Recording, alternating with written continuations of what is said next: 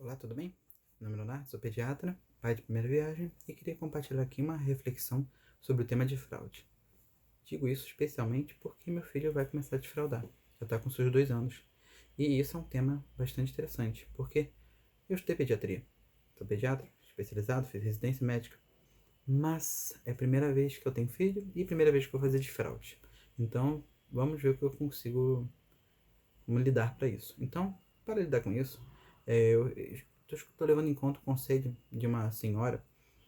E muitas das vezes, quando a gente tem conselho dos nossos pais, dos nossos avós, eu tenho uma senhora experiente que teve um monte de criança e resolve dar conselho, a gente fala, Ave Maria, lá vem ela falar alguma coisa. Mas eu acho que tem coisas boas que a gente pode tirar, muitas, aliás. É só uma questão de como estabelecer uma boa comunicação.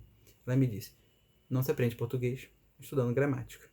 Também não se aprende a cuidar de criança estudando pediatria, psicologia, fisioterapia, é, fonoaudiologia e vários ramos que estuda a criança. Claro, cada um dentro do seu prisma de visualização, mas não se aprende só na parte do racional lidar com o cuidado de uma criança que é racional e emocional. Então, vamos lá. O desenvolvimento infantil. Até peguei, estava dando uma lida no nível da Sociedade de Pediatria. Desenvolvimento, a gente entende que o corpo biológico e biopsico começa a desenvolver desde a época do útero para adquirir capacidade de lidar com o mundo. Então, quando nasce um nenenzinho, para poder não ficar na UTI neonatal, tem que respirar bem, não fazer apneia, manter a temperatura, conseguir mamar, cocô e xixi e manter a temperatura. Ok. Daí o bebezinho pode ir para casa. Mas enquanto isso, a mãe vai dar o leite, cuidar da vestir ele direitinho, limpar, trocar as fraldas.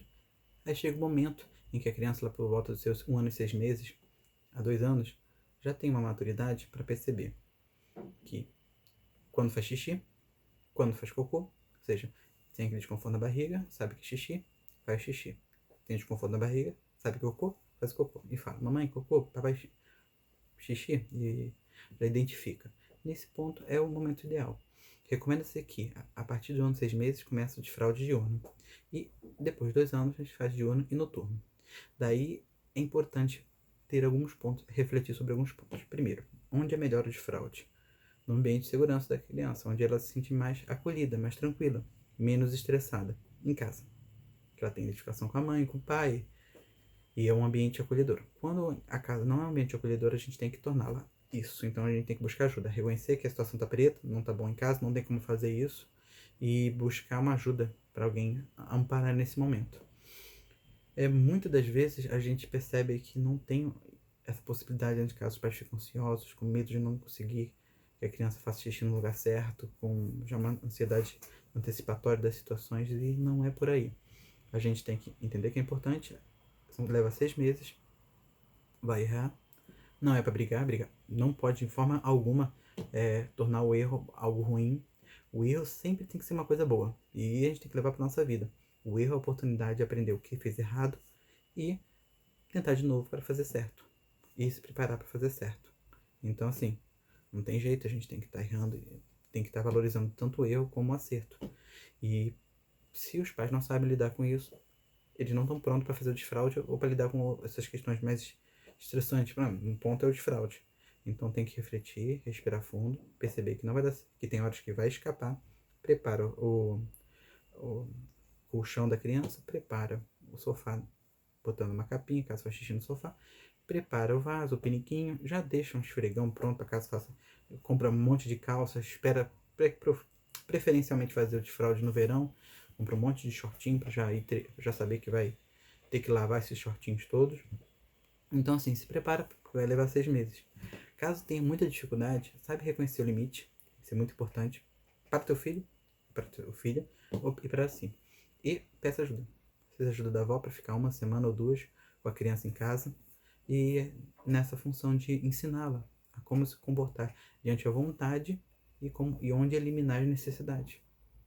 E criar um ambiente, assim, quando for dentro do banheiro ou perto do piniquinho, de descontração, de leitura de livro, de contar historinha, de brincar com brinquedo e, último recurso, se não tiver jeito, uma tela.